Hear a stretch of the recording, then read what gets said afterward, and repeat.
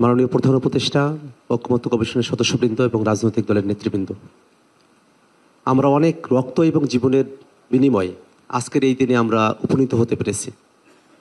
বাংলাদেশে যাতে আর কখনো ফেসিবাদ ফিরে না আসে, বাংলাদেশ যেন জবাবদিহিতাপূর্ণভাবে গণতান্ত্রিক পন্থায় অগ্রসর হতে পারে, সেই বিষয়গুলো বিবেচনায় নিয়ে আমরা দীর্ঘ সময় ধরে ঐক্যমত্য কমিশনে রাজনৈতিক দলগুলো এক অভূতপূর্ব পদ্ধতিতে সুন্দর সৌহার্দ্যপূর্ণ পরিবেশের মধ্য দিয়ে আলোচনার মধ্য দিয়ে জুলাই সনদ প্রণয়নের দিকে আমরা অগ্রসর হয়েছি।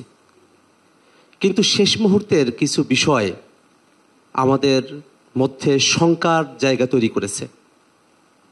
আসলে জাতিকে অস্পষ্ট রেখে কোনো উদ্যোগকে সফল করা সম্ভব নয়।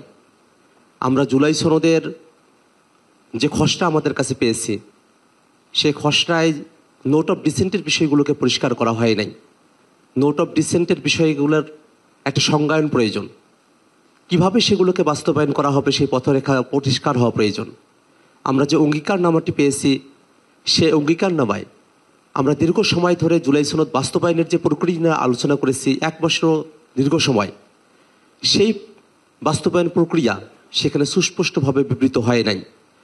আমরা একটি আদেশের মধ্য দিয়ে বাস্তবায়নের কথা বলেছি। সাংবিধানিক আদেশ নামকরণ হলে সেক্ষেত্রে অনেকের আপত্তির জায়গা ছিল। আমরা জাতীয় নাগরিক পার্টি এনসিপির তরফ থেকে সেটাকে জুলাই সনদ বাস্তবায়ন আদেশ বা সাংবিধানিক সংস্কার আদেশ যে কোনো নামেই হোক, সেটাকে আমরা বাস্তবায়নের কথা বলেছি। এবং আমরা মনে করি এই আদেশ মাননীয় প্রধান উপদেষ্টা ডক্টর মোহাম্মদ ইউনূস তিনি সরকারের প্রধান হিসেবে সে আদেশ জারি করবেন এবং সেটা জনগণ অভ্যুত্থানের মধ্য দিয়ে যে অভিপ্রায় ব্যক্ত করেছে, সেই অভিপ্রায়কে সুসংহত করতেই সেটা হেড অফ দ্য স্টেট নয়, হেড অফ দ্য গভর্নমেন্ট হিসেবে মাননীয় প্রধান উপদেষ্টা সেটাকে বাস্তবায়ন করবেন, আদেশ জারি করবেন, এই আশাবাদ আমরা ব্যক্ত করছি। একই সাথে যে গণভোট অনুষ্ঠিত হবে, আমরা রাজনৈতিক দলগুলো একমত হয়েছি, সেই গণভোটের প্রশ্ন কি হবে সেটা আমাদের কাছে এখনো পর্যন্ত পরিষ্কার নয়। গণভোটের বিষয়ে যে প্রশ্ন, দিনক্ষণ, সেই বিষয়গুলো আমাদের কাছে পরিষ্কার হওয়া প্রয়োজন, জাতির কাছে পরিষ্কার হওয়া প্রয়োজন।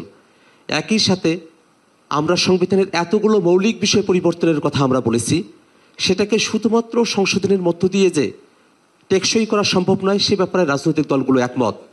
সেই মৌলিক সাংবিধানিক সংস্কারগুলোকে সংবিধানে টেকসই করার জন্যই সামনের নির্বাচিত প্রতিনিধিরা তারা দ্বিতীয় ক্ষমতার অধিকারী হবেন, পার্লামেন্ট মেম্বার হবেন, কনস্টিটিউয়েন্ট পাওয়ারও তাদেরকে ডেলিগেট করা হবে। সেই বিষয়টা আমাদের কাছে পরিষ্কার হওয়া প্রয়োজন এবং সামনের সংবিধানের যে বিষয়গুলোকে অন্তর্ভুক্ত করা হবে সেটা কোনো সংশোধনের নামে নয়, সেটাকে সংস্কারকৃত সংবিধানের কথা জুলাই ঘোষণাপত্রে বলা হয়েছে, সে বিষয়টাকে আমরা বাস্তবায়ন দেখতে চাই। ঐক্যমত্য কমিশনে আমরা অনেকগুলো আলোচনা করেছি। আমরা রাজনৈতিক দলগুলো মত পথের পার্থক্য ভুলে জাতির স্বার্থে আমরা এখানে একত্রিত হয়েছি। ঐক্যমত্য কমিশন ধৈর্য ধরে আমাদের কথাগুলো শুনেছেন। আমরা এই বিষয়টাকে বাস্তবায়ন দেখতে চাই। আমরা চাই জুলাই সনদ বাস্তবায়নের পথটাকে পরিষ্কার করে তারপরে আমরা সনদ স্বাক্ষর করার দিকে অগ্রসর হব।